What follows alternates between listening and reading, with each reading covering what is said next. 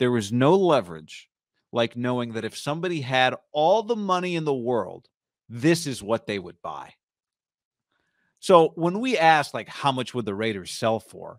They would sell for however much money the richest guy that wants to buy the team can afford to spend. You know, when you're like, oh, it's worth $6 billion. Yeah, it's worth $6 billion unless, whatever, Elon is in a bidding war with Bezos. Then it's worth more than $7 billion. And Zuckerberg's interested. Yeah, whatever. It's worth $7 billion, I guess, relative to the last one. But the reason these things have gone from the Warriors being worth $500 million to fucking billions within a few years is because these guys want to buy these teams. So it has nothing to, there's no comps. This is not a tight end contract. There are no comps, right? But in fairness to Mark, they've added value by going to Vegas in the stadium. They've added value, no question. But ultimately, like, so yeah, if they were in Oakland and the new guy was like, I'll just buy him and move him to Vegas, they would, like, to me, Mark. If they were still in Oakland, I think they would go for dramatically less. There's no question. But they would still go when they got bought. Yeah. They'd be I think. You wouldn't be able to get him for $850 million in Oakland. I think they'd probably be it'd be one of the top team sales in the history of team sales. I think if they're in Oakland, they're going for like 2 or 3. Especially if the league told them, like, yes, we will help you move to Vegas, and the state of Nevada told them we will give you $750 million for your stadium, right? True, but you got to pay move. I mean, regardless, I hear what you're saying. Regardless, anyway. So that's what they would go for. So people might be thinking, well, guys, I didn't watch Around the Horn on Wednesday. What are you talking about?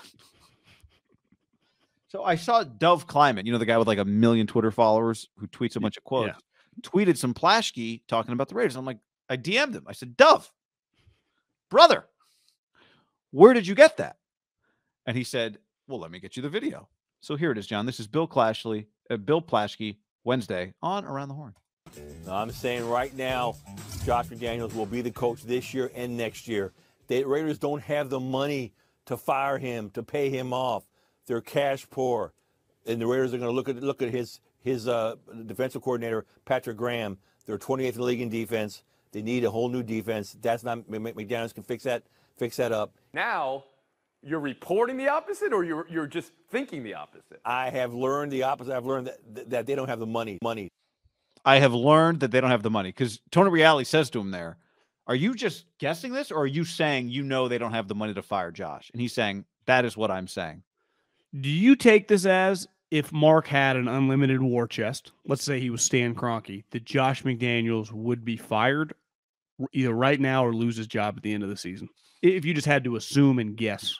Not necessarily, because saying they don't have the money to buy him out is different than saying they would buy him out if they have the money, but they don't. Yeah. But it's not even an option for them to think about it. Because that's the part we don't know, right? Is Bill saying, I know that Mark would fire him if he could, but he can't? Or he's just saying it's not even an option for them?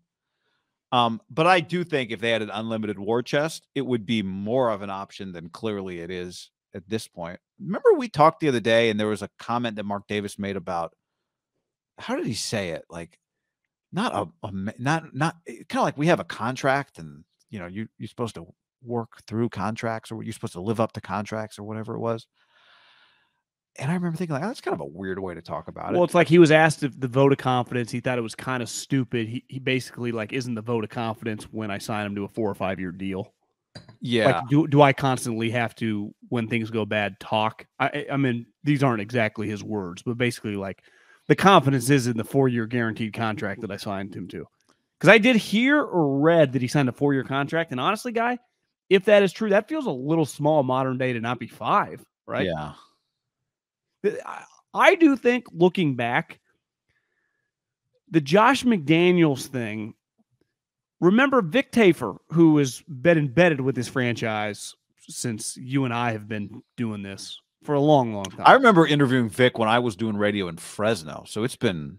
Do you remember last year during the hiring cycle when he reported that Josh really wasn't an option, like they weren't that interested, and then it happened?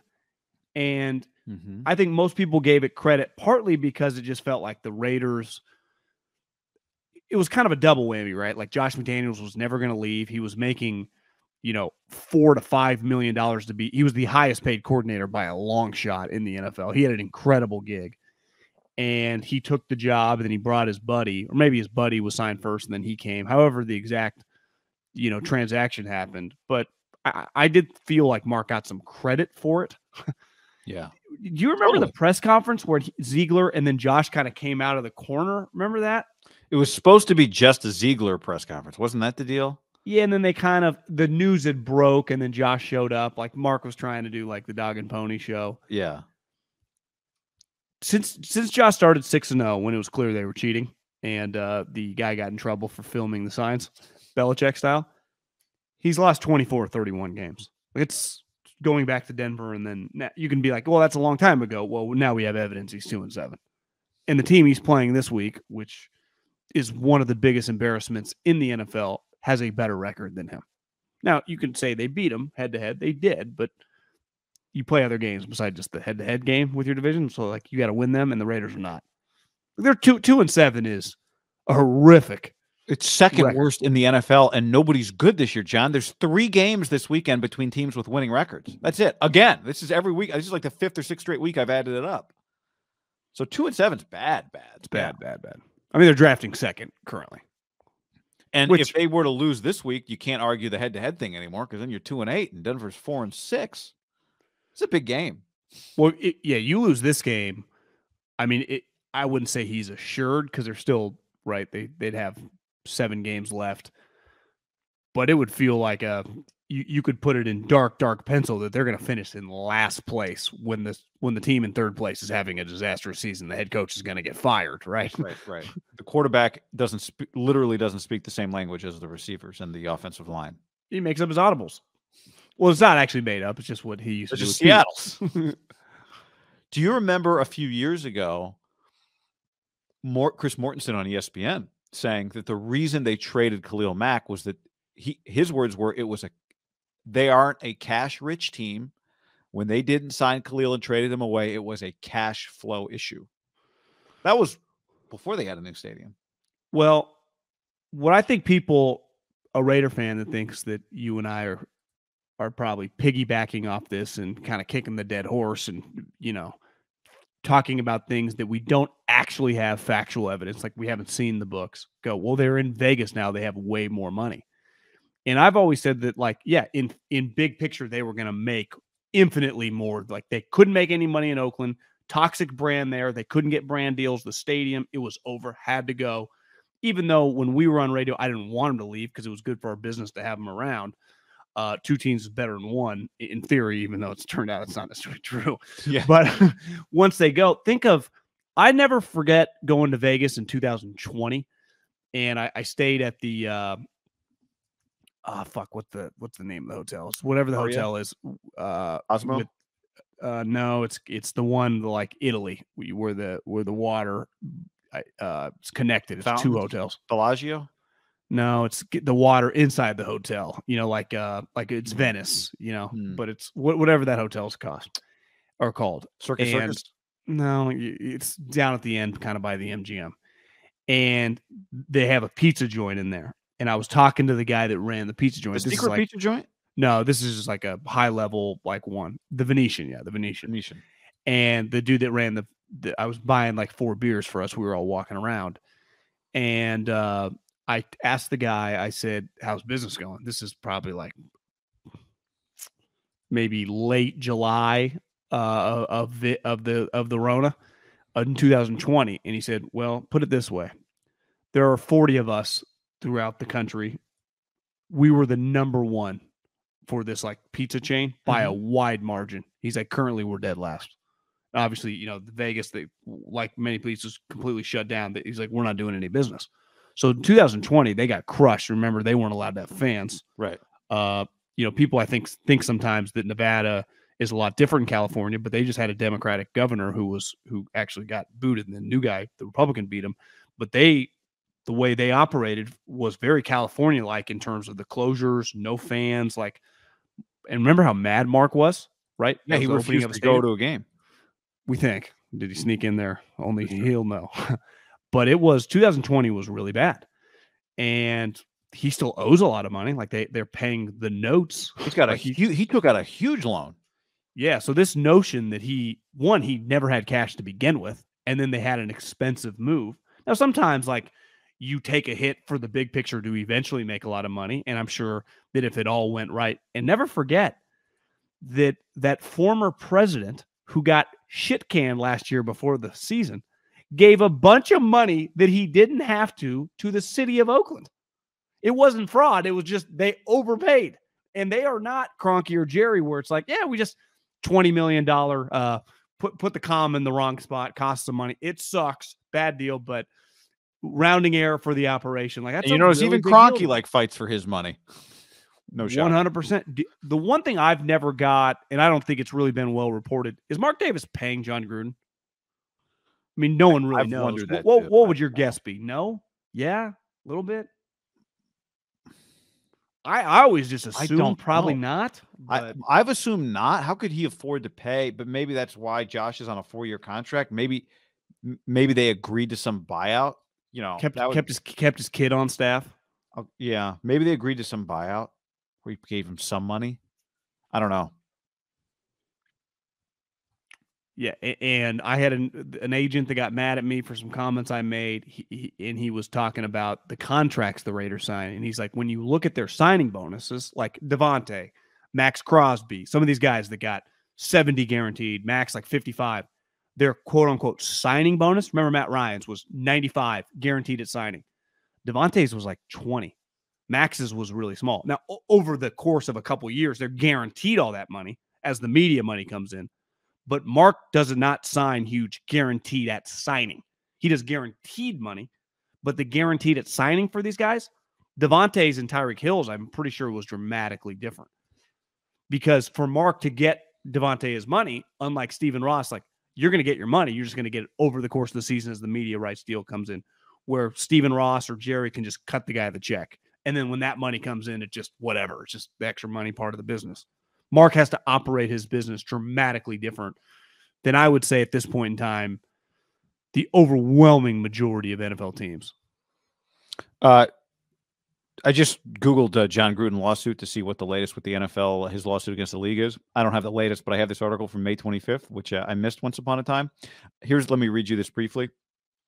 Attorneys for both sides declined to comment following a 90-minute hearing, although Gruden emerged from the courtroom declaring, quote, "Go Raiders." Yeah, it feels like him and Mark are still pretty, because remember, Mark was pretty mad. Mark was not defending Gruden, but like, you guys fucked us. And he's not totally wrong. I mean, they went after Dan Snyder and the Raiders lost their coach. Yeah. He feels that happened. I mean, he was. I mean, they came after him. Well, not was, is. He is consistently picked on, right? Like when Mort says, not only did Mort say they're cash poor and that's why they lost Khalil Mack, he said something else too. What was it? I don't know. The point is, like, when you hear some of this stuff, it kind of sounds, the Mort one felt like I don't want to source guess here, but felt like there was some, like people around the league, I think it's pretty safe to say, especially given the way things went with LA, are happy to make them look bad.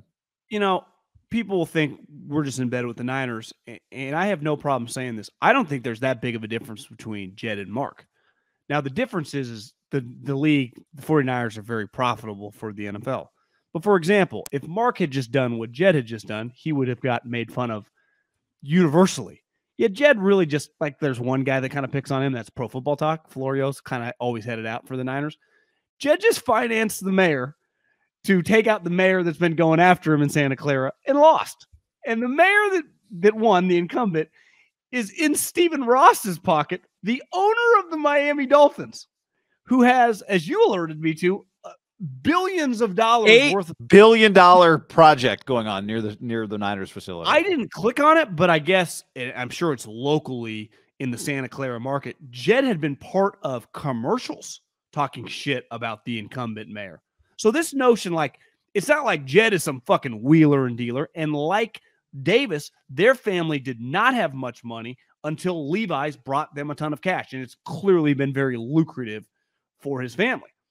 But when you see the Raiders, and this gets back to what you've always said about, like, whenever Bezos or whoever the guy is buys this team, it needs a complete blow up.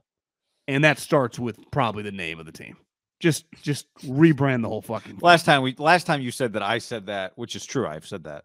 It just became 2 days of. I know, but it's this team has problems. Yeah. And I think when you look at the Raiders, telling you what I would do if I bought the team.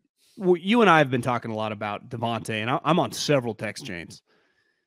This guy was not a rocket ship. I mean, one of the biggest brands in the world. I mean, the Packers are like the Cowboys, like the Yankees, like the Lakers. There are Manchester United. There are Chelsea. Like these are behemoths. And he was literally playing with a 4-time MVP who'd won back-to-back MVPs. He's one of the most famous, most talented players in the history of the league. And he said, I want out. Now, you can say Rodgers was getting weird, whatever. But he chose to do this. And his career, while his stats are still good, like his stats would have been good. He could play with me and you at quarterback. It'd be fine. His career is torpedoing. And the quarterback's crying. Stories are coming out. They can't buy out. Like this franchise, like when Mike Pettin once upon a time made fun of Jim Tom Sula, said, like, our building's on fire. Look at these guys. That building is on fire, guy. That is a franchise in peril. They can't pay, in they can't pay for the fire department. Well, think about this. The Commanders are a good example. Their owner gets shit on 24/7, 365. I don't even know what to make when I read a new headline of like the Attorney General, the Congress, like people are coming after him left and right. I'm like numb to it now. I'm like, tell me when they ever force him out, because it doesn't feel like they think they're close, but they're probably not as close as they think. And he clearly is not going down without a fight. But look at his team. Like you'd be like, well, the owner, the team's in shambles. They're fucking 5-5. They just beat the Eagles, and you watch them, you go, yeah, they're not terrible. You know, I could see them win 8-9 games and be right in the wild card mix right till the end. I mean, they're like a Cowboy and like a one other win away in the next month from being like, this Niner game is big, yeah. Right? So, and that's no team I would say over the last calendar year just gets consistently talked about more because the government's coming after their owner. And yet their team is like, Ron Rivera's got them just kind of riding the ship. Incredible. With fucking Taylor Heineke, who beats you and orders a pair of shoes. And fucking Josh McDaniels, Derek Carr's crying, Devontae Adams' career's headed down the shitter. It's at a turning point. I mean, it's at a major turning point because they're going to have to find. I read an article of Pro Football Focus today. Big reader. I actually read this one. I did not realize this. Now, we know that Derek's contract does not have much guaranteed dollars on it beyond this year, but there are $32 million of guarantees that kick in 3 days after the Super Bowl. So the point of this PFF article was if they're going to trade him, they probably have to do it before then, or they may do it before then. Now, my counter would be, well, if you're acquiring Derek Carr, you're not getting him for $15 million. Like, you understand you're going to have to pay him, whatever. So I don't think it's crazy that they would trade him after the $32 million kicks in. But I think part of what PFF, whoever wrote the article, I don't have it in front of me, was saying was like, well, if they can't cut him, like you could end up stuck with him if you allow that money to become guaranteed, $32 million, then you have to either keep him or trade him. You're saying if you cut him day one of league year, that money's already kicked in. Correct. If you cut him 4 days after the Super Bowl, you owe him. That contract's guaranteed.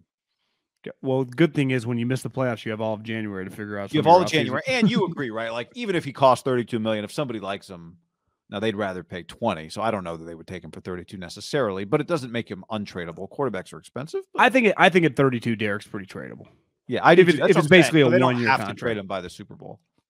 Do you think if they trade him, which I mean, Coward's take when he cried was like he's crying, and you and I had some like it's over. He thought even the week before like Derek Carr's not going to be on this team anymore. Yeah. And when he broke down and cried, you're saying he said, I think that he realizes his time with the Raiders is over. Well, he had thought the week before that like once I forget who they lost to, like the Jags, so like Derek Carr's time's over. Yeah. And then you and I surmised that once he started crying, he kind of realized the writing on like he already kind of knew where he was at. Yeah, knowing. Yeah. So at $32 million, because to me, if he was like 15 or 20 and you get him for a couple years, maybe you could get the. Is he not worth a first round pick anymore? Has his value diminished I that don't much in a short period of time? Well, you and I could hash this out without needing somebody else's opinion on it, but PFF's argument was second. I don't. If you're paying 32, like coming off of this season, because I've been at Wentz just went for 2 threes. Does that mean Derek is worth a first or is not? I mean, Matt Ryan went. No, my point is, like, I think. Were you going to argue that a second's a lot? No, I was just going to argue that I think I used to think a first you could easily get a first for him, and now I think that you're right that a second would be a more likely trade compensation. Could you get like 2 2s? Like a 2 this year, 2 next year. Not if this season continues to go this way. I don't think, but you could get you could get a 2 and a 3. I would think. I do think there's still I mean, he still has value when you look around at the number of teams out there that are going to need a quarterback. Do the Texans end up with the first pick and love Will Anderson and go, well, we're not going to get we're not going to use that on one of these quarterbacks, but we also don't think Davis Mills is our future. Let's trade for Derek. Right? I see what you did there.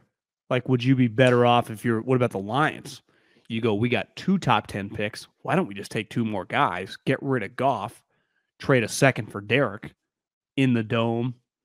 Boom. Now we got Jameson Williams coming back. We take Will Anderson and we take a fucking tackle or a sweet linebacker. Can you get Will Anderson without the first pick this year? You could if somebody takes one of the quarterbacks. I was texting someone the other day. The quarterbacks depend, Bryce, Will Levis, CJ Stroud. But a lot of people I know do not think CJ Stroud is going to go in the top 5. But let's just say Bryce and Will Levis. You can go, well, Will Levis, like I'm telling you, just because like you win or lose in college does not determine where you go in the draft. We've seen that. Will Anderson, there's a Penn State offensive lineman, and Georgia's defensive lineman might be the best player in the country, number 88. I've heard he's got some, I don't know if his character's perfect, but I saw DJ do a little mashup on Instagram, and he was just doing 360s, jumping over guys, slamming guys. He was the best player on their defense last year. So that's kind of the crew. Yeah. Because it doesn't feel like there's like a Jamar Chase in this class. I don't think there's a Patrick Surtain, like a lock Hall of Fame corner. So it feels like those quarterbacks and then, a couple defensive linemen and, there's always like a couple offensive tackles that end up going really high. But you would say the Lions, even the Texans don't need an offensive tackle. They would probably go D-line or quarterback. I don't know if this draft is super loaded. Also, one knock I've heard on Will Anderson, yeah, he's 237. So it's like, like Bosa's 260. Yeah. He's not just a lock. How much? He can't be Micah Parsons? Not really that type. It's not a linebacker. Well, that's what he'd kind of have to project at that, but that's not really what he does. It's just, again, we're nitpicking the top 5. Yeah. The other factor is bad teams have quarterbacks. Chicago has a quarterback. They're 3-7. Jacksonville has a quarterback. They're 3-7. Pittsburgh just took a first-round quarterback, although, I wouldn't be opposed to taking another one if I were them. Micah Parsons was 246 at the combine. Okay. But I'm no scout here, John, but I think it's dangerous to project a guy, to comp a guy to another guy. That's an exception to the rule, right? Micah Parsons is kind of an exception to the rule. It's like when you ask a player, like, who's your game like? It's like, oh, I'm like Katie mixed with Steph. It's like, okay, well, those are both exceptions to the rule. So that's a weird comp. And it sounds like I'm being negative on Will Anderson. Like he's going in the top 5. I'm just saying he's not like never forget Micah Parsons went 12th, right? Yeah. Yeah. It's just easier when it's the guys like 265, Chase Young, 2, right? Right. Nick Bosa, boom, boom. It's like, well, project. Like Micah Parsons, it's easy to say now, but I think a lot of people are like, well, what's he do? And now it's a no-brainer. But when you got to do, well, what's he do? It sounds so stupid after the fact, but that is the conversation. You do have to you prefer to not have to make a decision. Oh, what does he do? Drop backs, throws bombs, really accurate, really athletic. He's a quarterback. Well, I would say coach him. It's easier. Like if I was between Will Anderson, I was like, well, are we a 3-4? Are we a 4-3?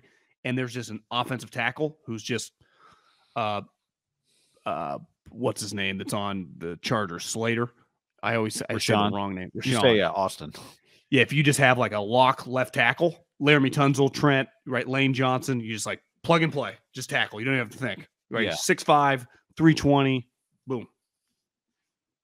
I would always go the pass rusher if there's just no questions. If it's like Chase Young, Nick Bosa. But the Micah Parsons, I think but this is what, I mean, this to me, you could argue if you're the Raiders and you're drafting 2 or 3, don't you just take some sweet dude on defense and keep Derek? Or do you take a quarterback? Yeah, or you could sign another quarterback. I mean, Josh has worked with Jimmy G. He's a free agent.